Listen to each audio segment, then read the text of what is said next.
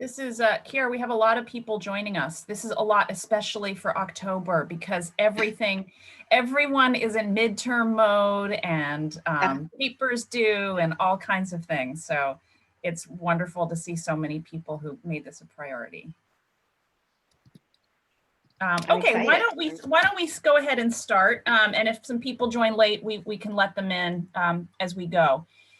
Thanks everyone for joining us today. I'm Marissa Brown. I'm the Assistant Director for Programs at the John Nicholas Brown Center for Public Humanities and Cultural Heritage.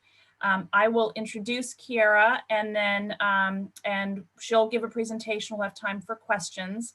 But before we begin, I would like to read our land acknowledgement. We want to acknowledge that our building, the Public Humanities Center and Brown University, sit on occupied Indigenous lands, specifically the traditional homelands of the Narragansett and Wampanoag peoples.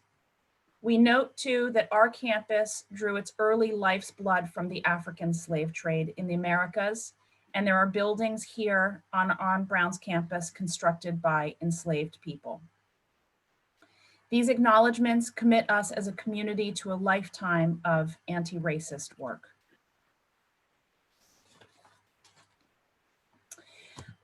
Welcome to today's lunch talk. That's part of our ongoing lecture series called Public Humanities Now, New Voices, New Directions. It's a huge pleasure to have Kyera Singleton here and for her to have made time from her incredibly busy schedule, finishing her dissertation and being executive director of the Royall House and Slave Quarters to join us today for today's talk. Kyera is a PhD candidate in the Department of American Culture at the University of Michigan, Ann Arbor, and is currently a visiting fellow in the history department at Harvard. As you know, she's the executive director of the Royall House and Slave Quarters Museum in nearby Medford, Massachusetts. She has a BA in American Studies and Women's Gender and Sexuality Studies from Macalester College and has served as the Humanity in Action Policy Fellow for the UCLA of Georgia and was a research fellow for the Charles Wright Museum of African American History in Detroit. So Kyera today will be sharing with us the kind of sort of reflecting on this question of how sites of slavery reckon with their history today. The presentation thinks through how historical sites, such as the Royall House and Slave Quarters, serve as a permanent marker of the history of Northern slavery, the fight amongst enslaved and free Black women and men to define freedom on their own terms, and the role of museums in the preservation of history and the fight for social justice today. Welcome, Kyera, and really thanks so much for making time for us. I know how busy you are, so we're very thankful that you're here with us today. Before I turn it over to Kyera, just so everyone knows who's new to the lunch talk format, if you have a question for Kyera, and you may have one that occurs even while she's presenting, use the chat box. It's set up so it will only go to the co-hosts. So I will see that. You don't need to tell me what your question or comment is, but just let me know you have one and I can create a little bit of a queue and I'll chat back and let you know what number in the queue you are. And as we go through in the questions and conversation part, I will unmute your microphone so that you can ask it yourself. Thank you, Kyera. Hi, everyone. Thank you, Marissa, for that wonderful introduction. And before I get started, I just want to say I'm really, really grateful to be here. And I want to say thank you to everyone at the John Nicholas Center for Public Humanities for having me today. When you were reading my talk description, I was like, oh, all of that in 25 minutes. Sometimes I get ahead of myself, but I'm going to do the best that I can to cover all of those topics. Before I get started, I just kind of want to give some background to kind of how I actually encountered the Royall House and Slave Quarters to begin with. So my first introduction to the Royall House and Slave Quarters was in the summer of 2019. I happened to be in town for an academic conference in which we were all encouraged to take a tour of of the Royall House and Slave Quarters by Dr. Kendra Field, who's the co-director of the African American Trail Project at Tufts University. So as a scholar who is deeply invested in the history of slavery and someone who grew up in New Jersey, I was simultaneously shocked and also intrigued to learn that there were freestanding slave quarters in the North. During the talk, I kind of immediately pulled out my phone and I just Googled the site. And the description read as follows. In the 18th century, the Royall House and Slave Quarters was home to the largest slaveholding family in Massachusetts and the enslaved Africans who made their lavish way of life possible. Today, the Royall House and Slave Quarters is a museum whose architecture, household items, archaeological artifacts, and programs bear witness to intertwined stories of wealth and bondage, set against the backdrop of America's quest for independence. So that was my first introduction, and I was like, okay, I actually have to go because I can't believe I didn't know about this. And so I just wanted to start with that little aside before I launch into my actual presentation today. So I'm going to share my screen here. Okay, so today's presentation is called Telling Uncomfortable Histories Through Reimagining Sites of Enslavement. So here's a picture of the Royall House and Slave Quarters. Here's a vantage that shows us the main house, which is considered to be the mansion, and then the slave quarters, which is only 35 feet away from the actual main house. And you can tell which one is the slave quarters just based on the lack of decorative elements. So I'm going to begin my remarks today with a poem called On Sullivan's Island by Georgia Author of the Year and Cave Canem poet Malcolm Tariq. He writes, I heed a path trodden for me before. I am this impaired, forgetting and forgetting and forgetting. What else is this wave crashing into shore but an attempt to cleave remembrance? Overhead, the dark sky engulfs the low country. Once we welcome spot and terror for the ancestors, always a nest for the captors. Now, baby strollers and casual dog walks file before a single marquee meant to hold a place for history, leisure where once labor. What work have I come here to do besides witness? I go from shore to shore seeking clarity, to stand on the threshold of past and present where land and sea court death. I search my mind for what remains of generational sanity. There is nothing but bondage. So I'm going to stop there, but you should read the full poem. It's really beautiful. And so I want to begin my remarks here because when thinking about the legacy of slavery in the North in particular, I want to begin by thinking in a way that Malcolm kind of gestures in his poem about the violence of forgetting, of not seeing. The legacy of slavery is all around us. It manifests in our built environments, the land we walk, the monuments on display, the institutions we teach in, and for me, quite literally in the museum I lead. Although slavery existed in Massachusetts and in the North more generally, we often celebrate and talk about the North's legacy of abolitionism, white abolitionism in particular. Yet slavery was an important part of Northern society. Scholar Wendy Warren estimates that by the 1670s, more than half of the ships in Boston's harbor were going to and from the West Indies. This is important because I think people look at the region as a whole and they say, well, there weren't as many enslaved people there, but actually numbers obscure the truth in many ways. Scholars such as Jared Hardesty shows that while enslaved people made up 4% of New England's population, when you look at places such as Boston, that number jumps to 12%. And if you look to places such as Rhode Island, that number, is 25%. So slavery was also an important aspect of New England's economy.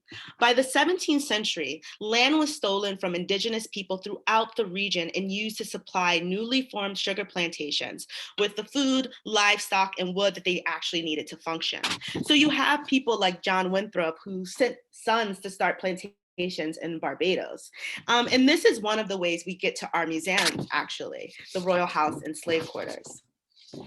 Tin Hills Farm was the 500-acre estate Isaac Royall Sr. purchased in 1737, which was once owned by John Winthrop. In 1737, Isaac Royall Sr. returned to his native New England after amassing a fortune on the Caribbean island of Antigua. In his 2 decades in Antigua, we know just from some of the facts that he sold at least 274 enslaved people. That number is probably greater, but this is what we know from the records that are left to us.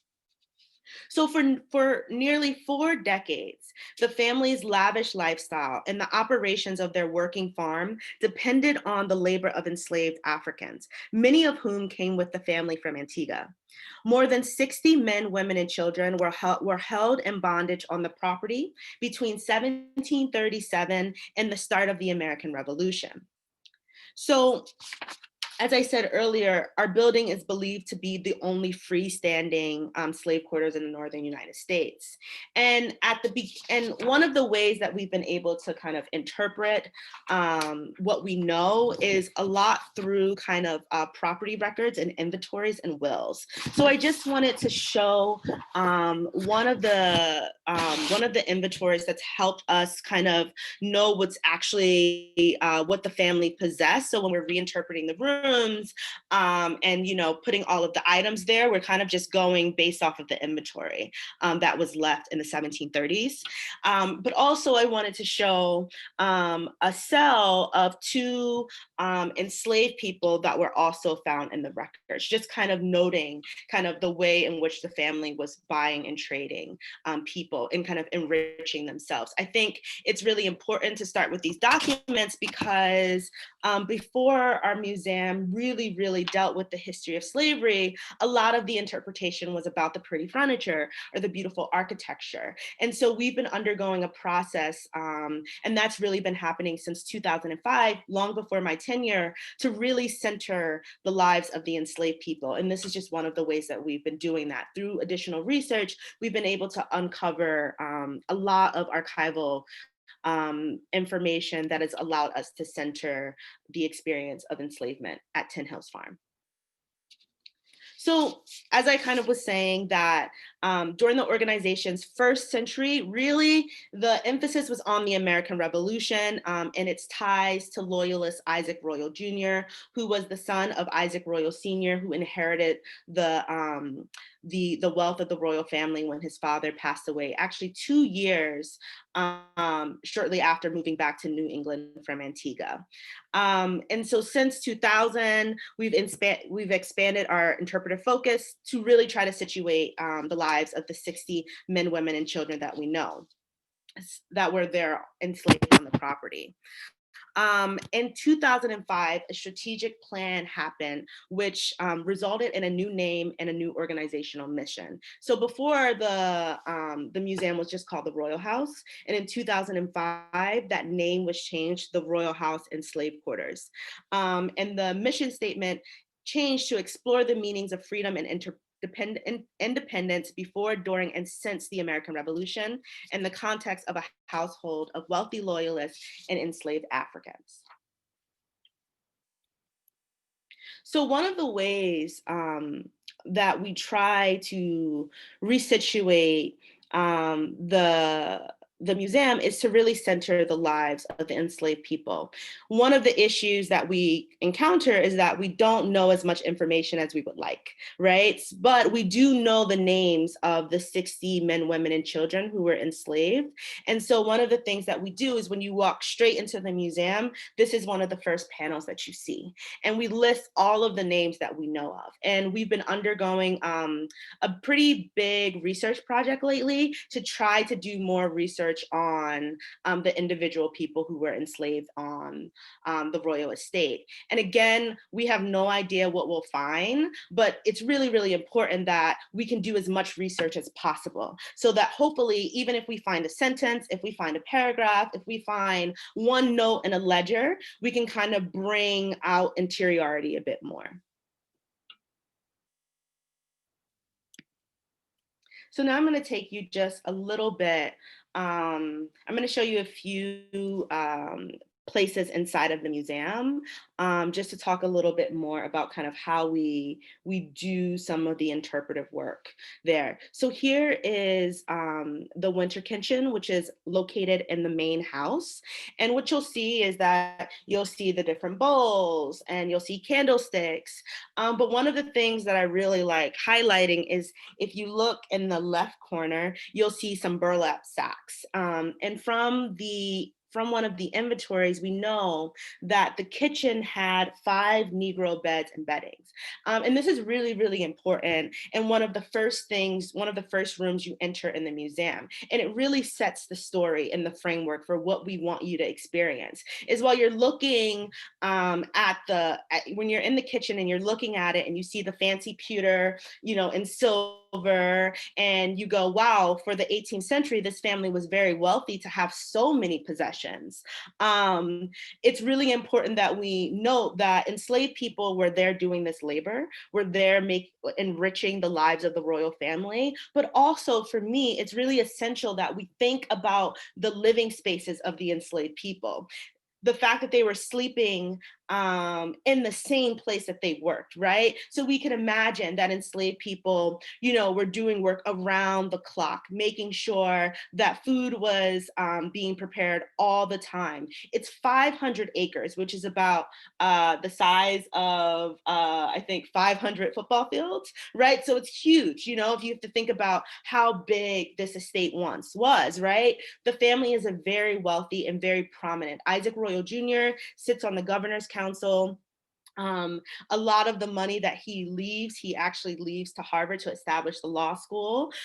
He's a very prominent figure in Medford and Boston society. So he's entertaining quite often. So you have this space in which enslaved people are doing this labor. They're making sure that the cows are milked. They're making sure that butter is churned. They're making sure that there's a ton of wax to light candles, year round. And in that, in these spaces where they would be doing this labor, they're also forced to sleep there because you have to think that the work is happening around the clock, nonstop. And so this is really an important entry point for visitors who come through the museum, because immediately, I think one of the things that I really care about is that, in each room that you go through on this 1-hour tour that we'll take people on, you want to think about who was doing the work. Who do you see and who don't you see, right? And if we're in, the West Parlor, which was a room that was for, entertaining, you might not think of it as a space that enslaved people are in on a regular basis. But it's important to, note that if a chair was out of place, there was an enslaved person who put it back, People are going in and out of these spaces constantly. And the labor that they're doing is not only to kind of upkeep the family's lifestyle, but also to run this farm, also to generate wealth for the family. Another room that's one of my kind of favorite rooms to take visitors into is the room that's actually above the kitchen, which is called the kitchen chamber. And this room is really interesting because based on the inventory, we know that enslaved people were sleeping in this room, and it's right across the hall from the main bedroom, which is considered to be the marble chamber, which is the bedroom of Isaac Royall Jr. And on the inventory, we know that there is Negro bedding, but we also know that there is a looking glass and there is a vest and a hairbrush. And so we can interpret this room as a room in which enslaved people kind of did ironing. It was a storage room because there are trunks on the inventory, but also the vest allows us to interpret the room as a dressing room as well. So we imagine that someone in the royal family would come into this room and get dressed, and the enslaved people would be brushing, the vest and the coat, or making sure that the powdered wig was on right before Isaac Royall Jr. would go and entertain his many, many guests. Throughout the course of his tenure, he had lots and lots of parties. So we just, imagine that it's happening, pretty frequently due to his sheer amount of wealth. One of the kind of fun, interesting facts is that one of the inventories kind of alerts us to all of the fancy dinnerware and glassware that the family has. And what's interesting is that in the 18th century, many people didn't actually have formal dining rooms. And not only did the royal family have formal dining rooms, they also had champagne glasses. They also had really, really fancy chandeliers and like just, a ton of different objects that just kind of alerts us to the sheer wealth that the family had. And what's really important about this is that even after Isaac Royall Jr. dies, Isaac Royall Sr. dies, Isaac Royall Jr. Inherits the sugar plantation in Antigua. So although the family is, becoming a family of influence and working in government, what's still happening behind the scenes is that they're participating in the buying and trading of enslaved people through the triangular trade, right? All of that is still happening in the background. They still own the plantation in Antigua. And, when you're at the museum, if I go back, to this photo, you see the row of windows. But what's really interesting is on the other side, and what you can actually see from this photo, there are no windows except for very small windows in the service corridor, which means that when people were coming to the farm for entertainment, they actually did not have a vantage point of the slave quarters, right? So in certain ways, the family and their influence, they wanted, obviously slavery is happening on site, but they didn't want to see it themselves, and they didn't want their guests to see it either.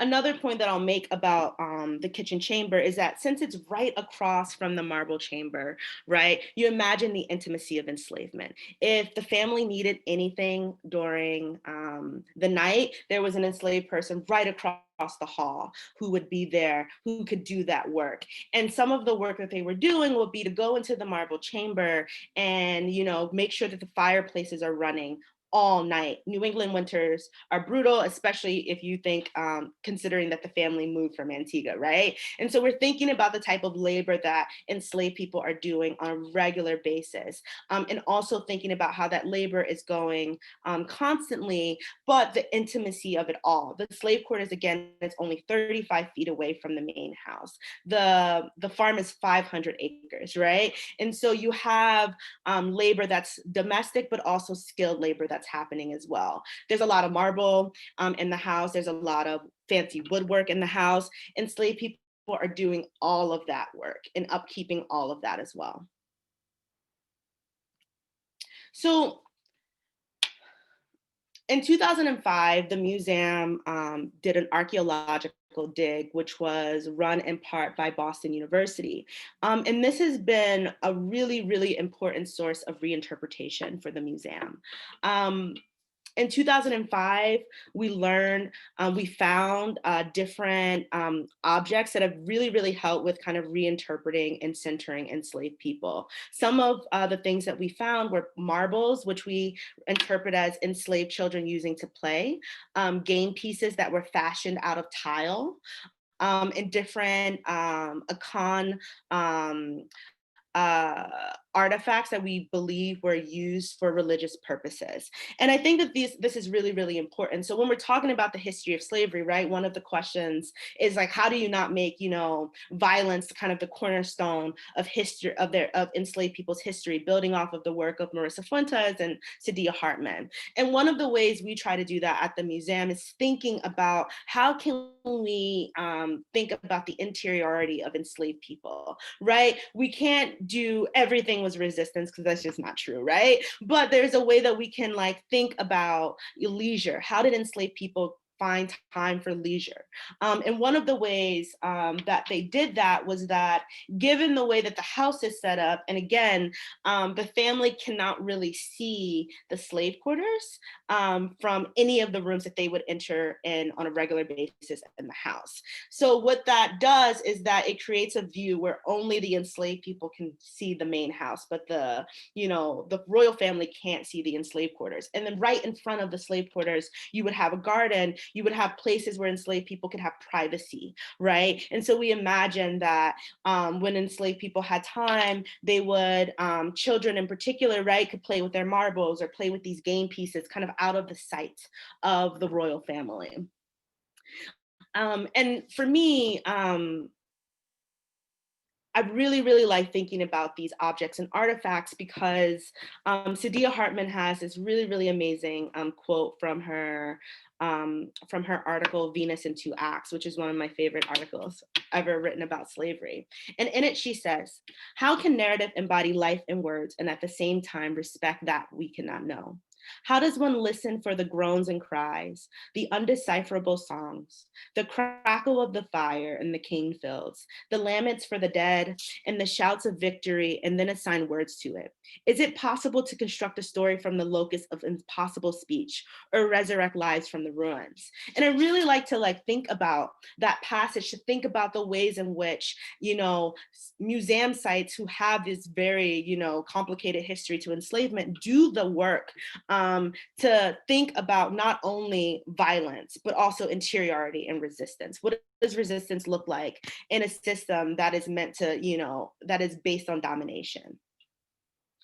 And so I think, again, for me, is while we don't have a ton of information on the people who were enslaved by the Royals, we can kind of use some of these artifacts to start to think about the interiority of enslaved people. Another thing that we found during the archaeological digs were clay pipes. So we imagine that, when people had time, that one of the things that they also liked to do was to smoke tobacco.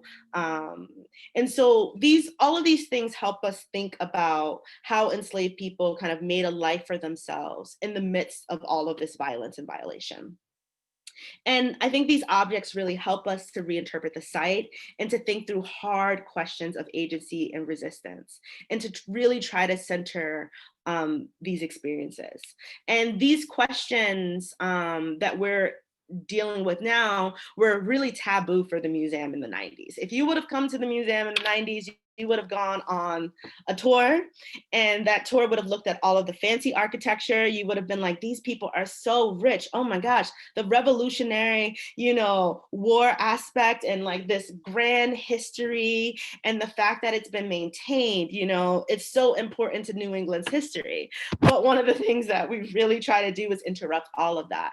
What does it mean if you come to the site and you only talk about how beautiful it is? What does that beauty actually hide? What happens when you go into a museum in which that enslaved people, have been on the land for, generations and generations, and the furniture is so well maintained. I cannot believe this is what silk looked like in the 18th century. What does it mean if you go into the kitchen and you go, wow, look at this, fancy silver, and that they had pewter dishes,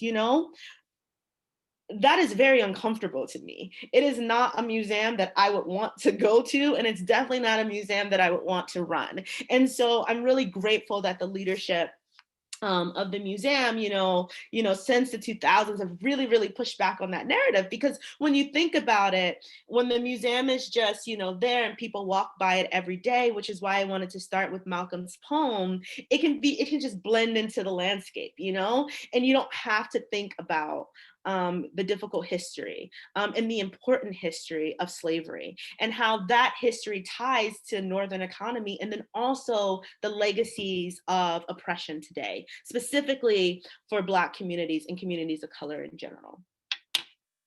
So one of the ways that we also center the lives of the enslaved people is through the story of Belinda Sutton. She's actually one of the people we know the most information about. And this is a picture, a very close-up picture of her petition. Sorry, it's not the best quality, 18th century documents, but it is, Belinda Sutton was enslaved by the royal family.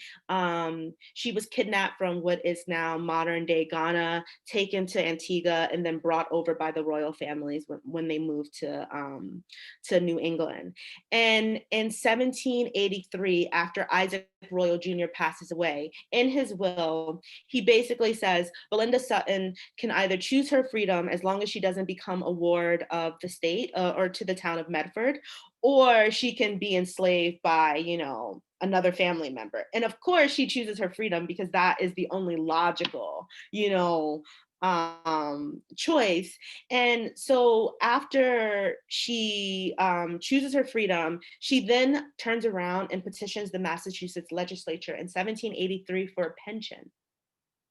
And the pension is based on the fact that she had been enslaved by the royal family for 50 years. And now that she had freedom, she wanted what was owed to her. And so she launches this petition in 1783. She's actually awarded the petition, which is actually monumental for the time. And then we later learned that she went on and petitioned 5 more times over the course of a decade because Massachusetts didn't necessarily pay out the full amount of money that she was awarded. And for me, Belinda Sutton's story is so important for many ways. Often when we think about the history of Black women petitioning the courts, we think about it in a 19th century context, right? Starting from the 19th century going up to today, right? Black women always challenging, defining freedom on their own terms, but we really get that history in the 19th century. So Belinda Sutton allows us to get this history in the 18th century and allows us to situate her in a long history of Black women who petitioned a court to define freedom on their own terms, but not also just to define freedom or to get what they were due, but also to leave a record. And this is one of, I think, the most amazing aspects of having this record is that oftentimes we do not have a record of enslaved people and their actions. And with Belinda Sutton, we can start to tell a story about how she petitioned the legislature and also Black abolitionism in the 18th century. And so another, I think, aspect of this is really important is also to situate her in the Black abolitionist tradition of the 18th century, in particular in Massachusetts. So we often think about Massachusetts as a site of abolitionism. This is true, right? But it's also a site of slavery. You have in the 18th century a series of court cases of Black people who were petitioning the court and trying to outlaw enslavement. And so it's a really, really awesome document. And it's one of the ways that we can really think about how to tell this history and how to center enslaved people. Obviously, Belinda Sutton was not literate, so we know this because she signs her name with an X, but we also know, and scholars believe, that the petition was actually drafted by Prince Hall. So one of the next iterations of research is to really think about how we can start to situate some of the enslaved people at the Royal House in slave quarters in a larger narrative of Black abolitionists in Boston itself. And so that's some of the next research that I'm really, really excited to get into. And I'm hoping I can, undertake that in the next year or so.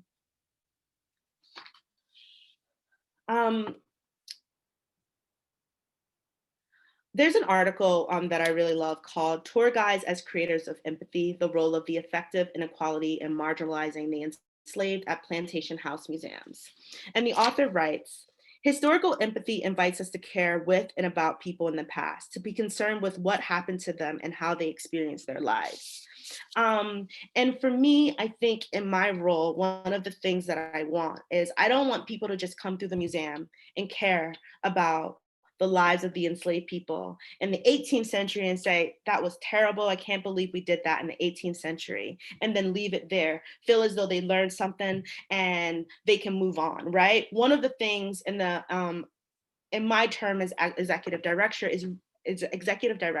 is to really connect the past to the present and to think about how these historical legacies of slavery impact us today. To borrow from Sadia Hartman again, kind of what are the afterlives of slavery, right? And how are they still present? So I don't want anyone to go through the museum and feel as though they can leave, this experience in the 18th century, but it's to think about, okay, if you walk out of the exam and go, wow, I experienced that, that was terrible, good thing I learned about it, and you don't care about voter suppression that's happening in Boston, a couple of miles away right now, it's you don't care about educational disenfranchisement in places like Dorchester or Roxbury, right? Then we haven't done our job.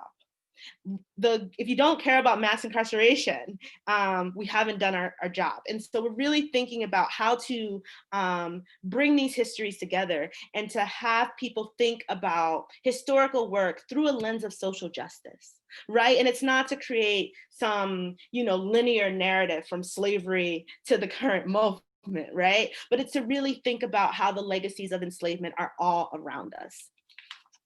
And so since arriving at the Royal House and Slave Quarters, I've only been here for about 6 months now.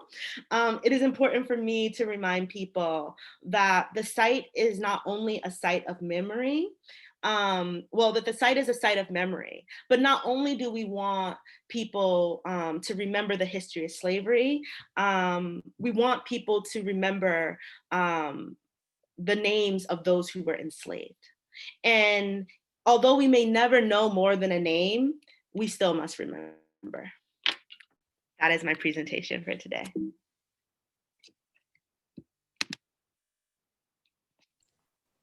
I'm sure I speak for everyone when I just say overwhelmed by what you're doing there. Like all of the clap signs, I think you can probably see. Kyera, this is amazing work. And I think I'll start us off with the first question, but I know there are people who would love to, make some comments and also have questions for you. In some ways, it feels like the issue for you is you've taken on so much, and while finishing your dissertation, by the way. And so I think you mentioned some of the things that you're working on for the future, but I'm also wondering about how you're thinking about balancing and what are the priorities you have in terms of, I'm sort of thinking about new research, public programs, how they've been run, how you might like to change them. And then it feels, of course, like this particular site, but also the way you are thinking about it and the kind of scholarship and the energy and approach you bring to this work is a national model, of course, for how to work with a site like this. So I'm just wondering how you're sort of thinking about your priorities and the balance of time in terms of some of those things that are likely on your plate right now and for the future. Yeah, so balance. Whew, what a word. So I think for me, one of the things, I think I have 2 priorities. One is to really think about the museum through a social justice lens. And the second priority is to create new programs that bring in a wider and more diverse audience. I think while we are in the midst of these dual pandemic in terms of police violence, but also COVID-19. In many ways, it's, hindered a lot of our work because we've been closed since March, but it's also presented us with an opportunity to reach audiences and people who may have never, ever come to the museum. And so one of the things that I've been doing is trying to really kind of situate us in a community of Boston artists. So I started a Poetry as Protest program. And with that, I've been reaching out to local and national poets to have them come and do readings for us. And I think poetry, literature in general, is one of the ways that I come to the work of slavery. And I think it is the way that a lot of people also encounter different aspects of enslavement or history on a regular basis. And Boston has a thriving spoken word and poetry scene, which is also really, really dominated by people of color. And so I've been just trying to get them into the space, trying to do programs with them. And you would, like, the first Poetry as Protest event have 500 viewers. We would never have 500 people come to the physical museum. And so it gives us an opportunity to do new programming that brings us new energy, but also new people, and to really, really kind of interact with local poets who are working in Dorchester and Roxbury, and you know, and doing a lot of nonprofit work in general as well. And so those have been my two priorities, because for me, once the museum opens, I want to see more people who look like me coming in, you know, for tours. And I also understand that that means making it a space in which people feel comfortable that they're going to learn about this history and they're going to learn about it in the right way. And the board has been doing that work since 2005. And I think, you know, my role is to take it further, but also to amplify the mission. And this is a perfect time to do so. So those are my two main priorities. The research, I think, will take, you know, years. We're working with a team out of Tufts, and we're also launching a partnership with Harvard's Legacy of Slavery initiative. And so while we're kind of figuring out what those partnerships will actually look like, I think that, you know, that'll be very fruitful for the museum, you know, in terms of having more research done. But in the meantime, while we're ironing out all those details, I think programming is really important, and trying to get new voices into the museum and moving away from only academic talks. Academic talks are great, but wanting to expand the offerings as well, so that more people feel comfortable coming to the museum. Oh, you're muted. I need one of those signs that says, Marissa, you're muted. Okay, we'll just go straight to questions, because I'm seeing a lot of people in the chat box who would love to comment and question. Geraldine, you're first. And you look like you're on a radio show too, because you got the head. Oh, I don't have a question, but I was sharing with Marissa, and she invited me to share with everyone that when I was an undergrad at Boston University, I excavated there in, I don't even remember what year it was. It was either like 98 or 99. I don't remember. We must have gone into the museum. I'm trying to, like, you're talking about how it was very decorative arts. 1999. Yeah. Oh. You're talking about how it was very decorative arts based. I'm like, oh man, I don't even remember. We must have gone in. And I just remember excavating and finding nails when I was there. But I did revisit, I think in 2008 or 2009. So I have gone back since then. And it's just, it was really captivating to hear all the research that you're doing to bring this interpretation forward. So it was really nice. I was glad to be here to listen to that.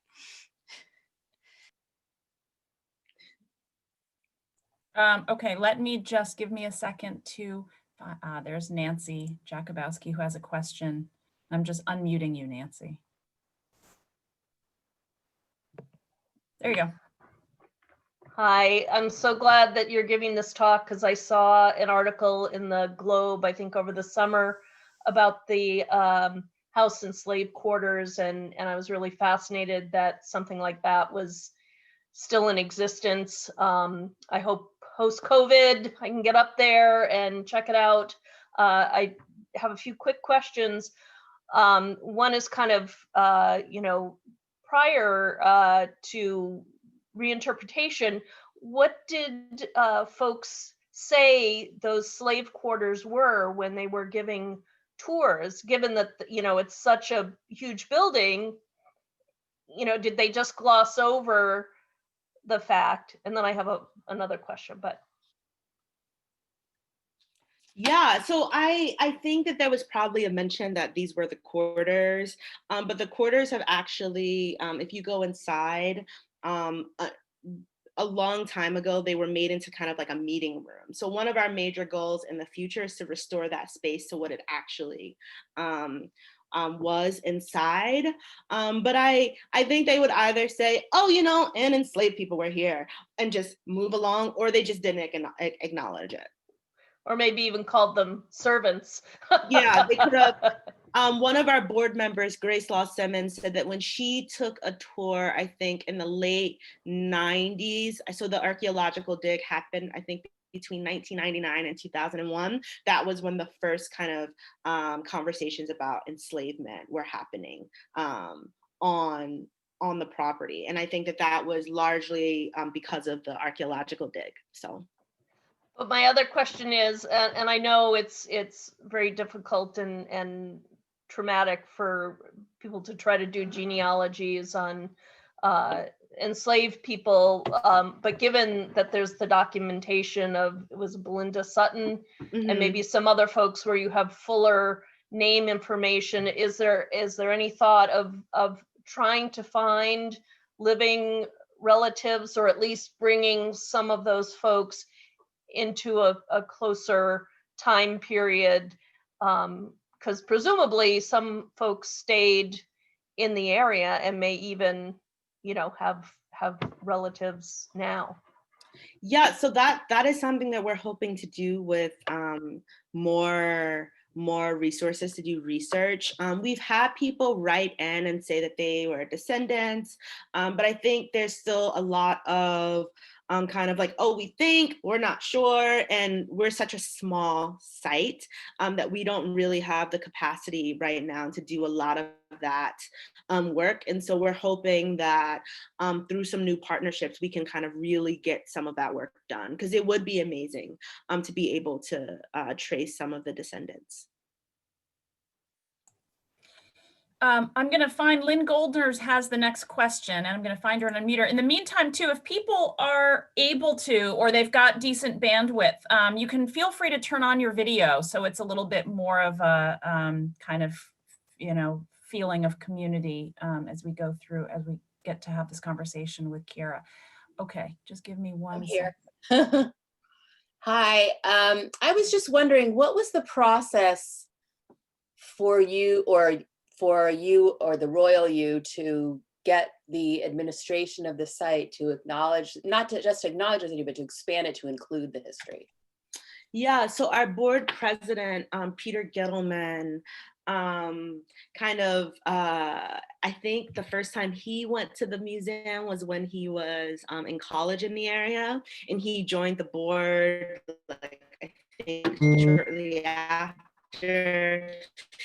And I think it was just like a process of talking about it and talking about it and talking about it and talking about it for and kind of with new board members coming on, people expanding some of their horizons, the change happened. But from my understanding, I don't think the change was one that was taken, and so they decided not to really participate anymore. So I think it was a bit of an uphill battle, but one that the board at the time won.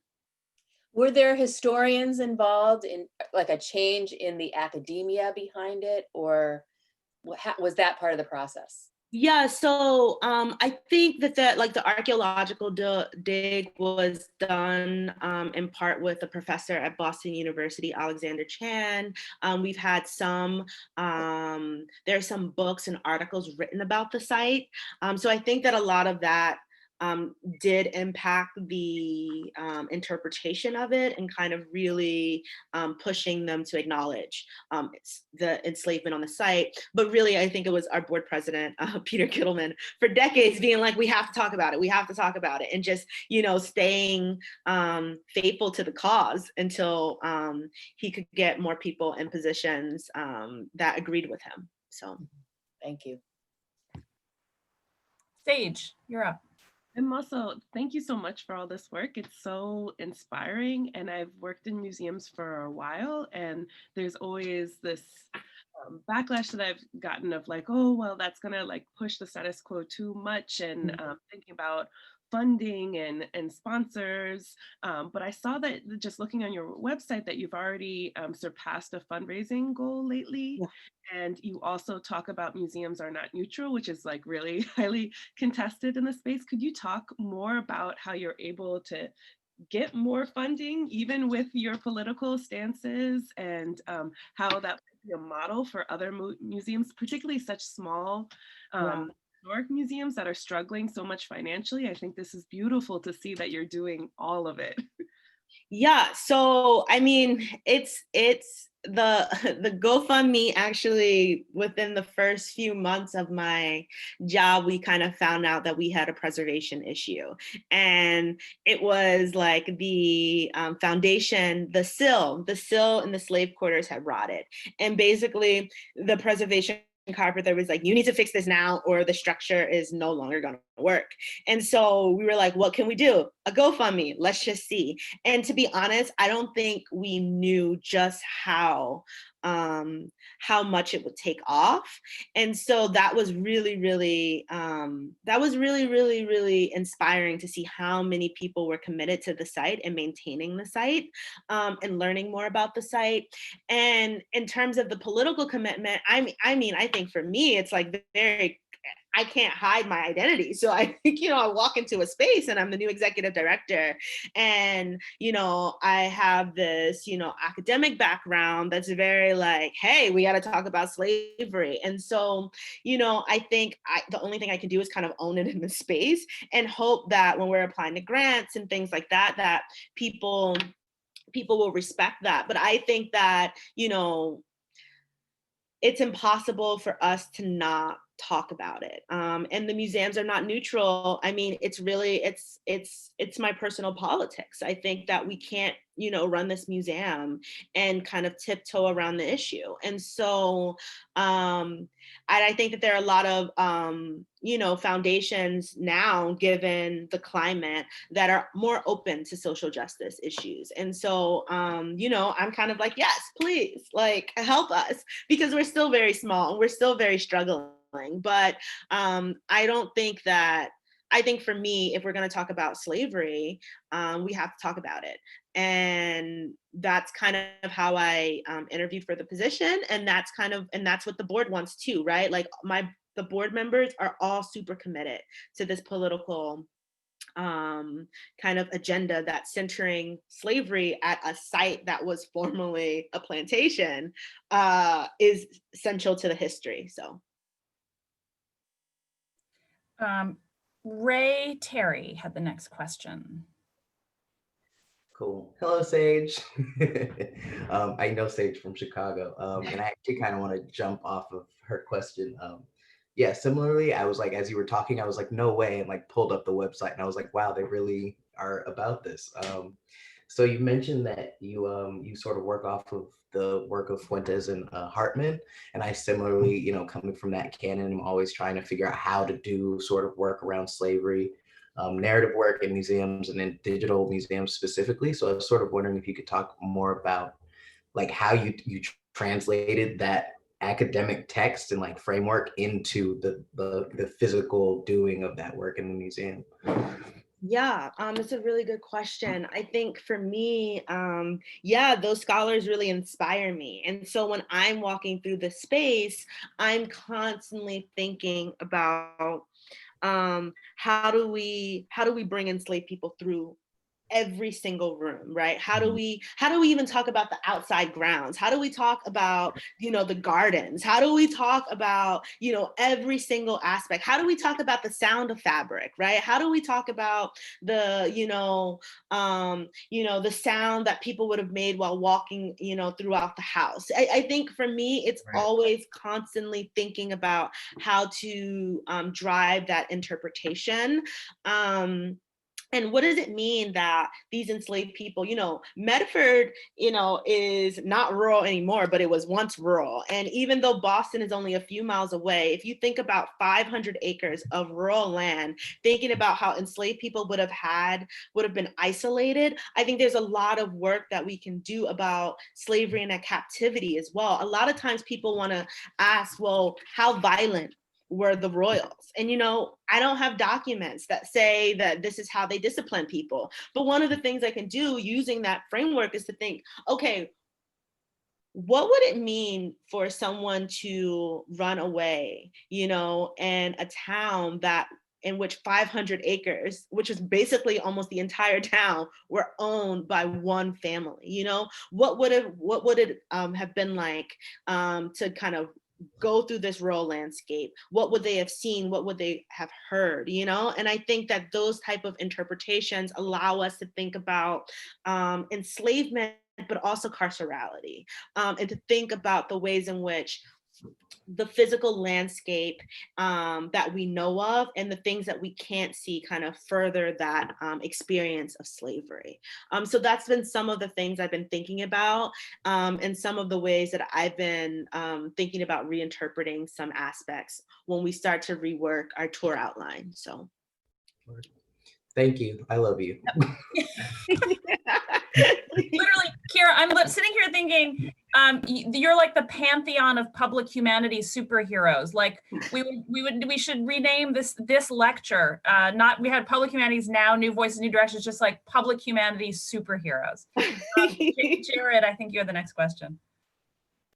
Hi, my name is Jared Piketti. I'm a graduate student at Rutgers University. I wanted to begin by thanking you so much for putting this talk together and also for sharing your really important and timely work.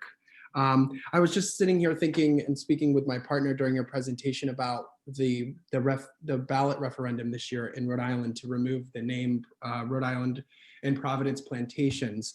Mm-hmm. And I was remarking that it strikes me in that, you know, there's a considerable evidence in the Narragansett country that, as you mentioned very importantly and brought up in your presentation, that in some places the enslaved made up upwards of 25% of the entire population in the mid-18th century. And I was remarking that this relationship between slavery and the idea of the North as being distinct from the South in terms of the landscape of slavery. It made me really think, what if there were more homes like the Royall House that were still standing in Rhode Island today? And maybe how that could demonstrate how deeply entangled Rhode Island was with the history of American slavery in the era leading up to, and you know, I would argue following the American Revolution. But what your work, both in hearing the types of the public history projects that you're undertaking, but also in terms of your scholarship. I did a little bit of reading about your dissertation topic, which seems absolutely fascinating. It really made me think about, specifically when you were talking about Belinda Sutton, of Catherine McKittrick's concept of Black women's geographies, mm-hmm. and thinking about putting together the space, and the spatial history just seems so integral to not only the project that you're pioneering at the Royall House, but also in your scholarship, which I think is so fascinating. But to take Belinda Sutton for an example, and I have a question, I promise, is thinking about her life and the geography of her life, being captured in Ghana, being taken to Antigua, and then being enslaved in Massachusetts. And then thinking about how her life kind of crosses this generational divide between people who were enslaved in New England in the era before the American Revolution, and how some people like Belinda were able to become free. The circumstances surrounding her ability to become free are really interesting to me as well. But what I'm wondering is, on what legal grounds was she able to seek out her freedom, and to make this very explicit claim to financial relief from serving in the royal household for after 50 years? Because I think you mentioned that Isaac Royall Jr. had passed away before and left this clause in her will. So I'm just curious if your team has been able to discover on what legal grounds she was able to seek financial relief from the estate. Yeah, that's a really good question. So Isaac Royall Jr. actually fled the country because of the war, the impending war. And so he leaves, and we know that he's, writing back to people and asking them to help with the sale of enslaved people. And so we don't quite know how many of the enslaved people were still actually on site. They could have left at any time. And so the idea that he was giving anyone freedom or still managing his affairs, I think is an important thing to think about in next steps of research, because I imagine people would have absconded, once they realized he wasn't coming, right? They would have just, as always, taken their freedom anyway. And so But Belinda Sutton knew about the will. She knew about the will, and she knew that there was that clause in there. And I think really what happened was that Black people are suing for freedom in Massachusetts a lot, starting from about 1801, actually.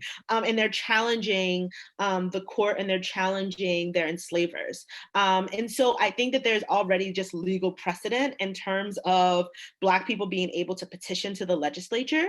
Right when she petitions in 1783, in 1781, Elizabeth Freeman, also known as Mumbet, also petitioned, for her freedom and to actually get rid of the institution of slavery. And it makes it all the way up into the high courts, and is really considered to be a part of the 3 courses that actually end up outlawing slavery in Massachusetts. And so I think that there's just this rich history and legal precedent that had already existed with Black people trying to define freedom on their own terms, but also calling out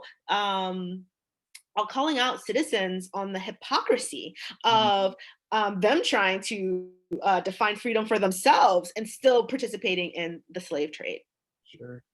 If I may, could I ask just one follow-up question about that? And it's in my dissertation project, I'm hoping to kind of put together these historical narratives of enslaved women in New England in the late colonial and early antebellum periods. And so with Belinda Sutton's life specifically, it is really remarkable to me that you're able to track her journey, her very difficult journey from slavery to freedom. And I'm just curious, from the extant documents at the Royal House, as well as other court records or church records and things, if you've been able to discover situations in which other enslaved people who were formerly enslaved by the Royals were able to find lives of freedom in the era after the American Revolution, similar to Sutton. Yeah, so that's what we're working on now. So that's what some of the researchers are trying to figure out, kind of where did people go, where did they end up, and trying to trace them. But again, what happens with records is when you only have a first name, it becomes really, really difficult. And so what we've been able to do is track some people because of the sale of enslaved people by the royal family. And we know that some people ended up here and some people ended up there. But I think it's going to be an interesting and challenging process to try to figure out what happens to people once they all get their freedom. But we also don't know. Belinda Sutton is one of only a few people in the will, and so we're still trying to figure out what happened to others. The amount of enslaved people on the site actually changes year to year because of the trading, but also because there are all these points when Isaac Royall Jr. leaves that we don't really know what happens and how enslaved people moved about that space. So there are a lot of holes that I think exist, but we can work around it. So thank you so much. Yeah, no problem. Carrie, you're up. Hi. So my question is, you expressed shock, and I agree with that. The first time that you saw like a freestanding slave quarters in New England still there, and since there's still so many historic houses in New England, they're just historic houses. Is there any way that we can determine what has been destroyed and taken out of the narrative, as far as something like someone in the early 20th century being like, this is going to be a historic house, let's just tear down this enslaved quarters, and then if that's the case, how do we put those stories back in if all we have is we'll have even less to work with than you have at the Royal House, and how do we do that without essentializing the experiences of people in enslavement in the North? That's a really good question. And I thank you for that question because it reminds me of something that I also like to think about at our site. And one of the things that is on my to-do list is that generally when we talk about the site, we talk about the mansion and then the slave quarters because the slave quarters are freestanding. But also the mansion is also a slave quarter, right? There are enslaved people who are sleeping there, who are living there. And I think at other historic houses, right? The royal family is unique in the sense that they had so much land and they had so many people, right? But in general, when we think about slavery in the North, people, they have small households and, a few enslaved people. And so I think, some of that work is also about people who now run these sites being honest about what this history is, and also looking into the families that had these estates. Because once you start looking into records, in general, you'll probably find some notion of, slavery in terms of, inventories and different things like that. And if they have been destroyed, I think that that is something we lean into and we talk about the historical process of disappearing the experiences of enslaved people, of literally destroying records to hide this history, and that becomes a part of the narrative, right? So we don't have these records, but we don't have these records for a reason. And so now we center that and we talk about the historical process of whose lives are deemed important to remember and whose lives are deemed,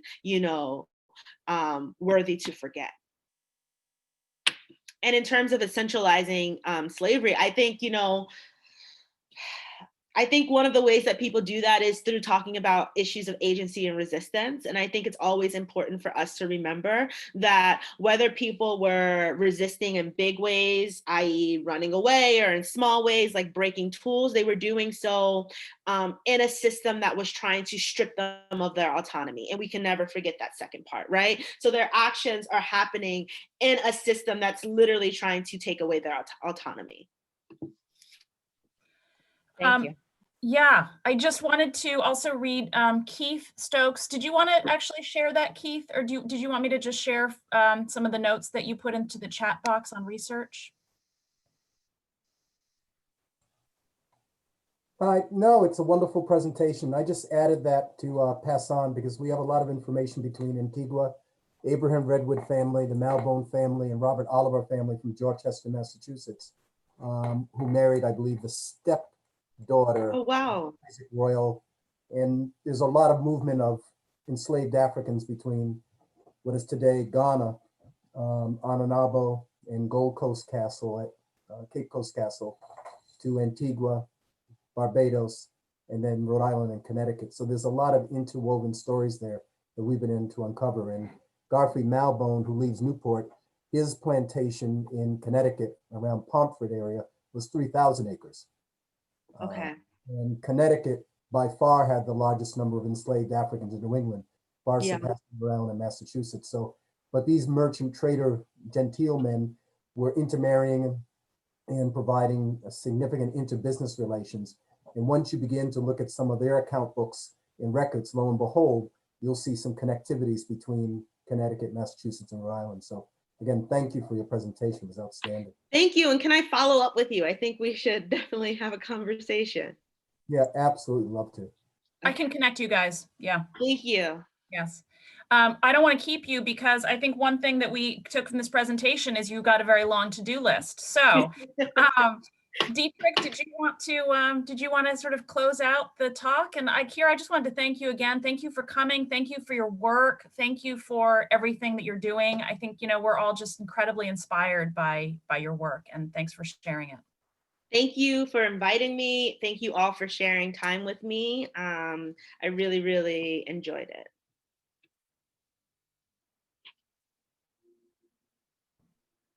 Thank you. It was really amazing. I'll, remember that for a long time. And once you're open again, we'll all come and visit. That would be great.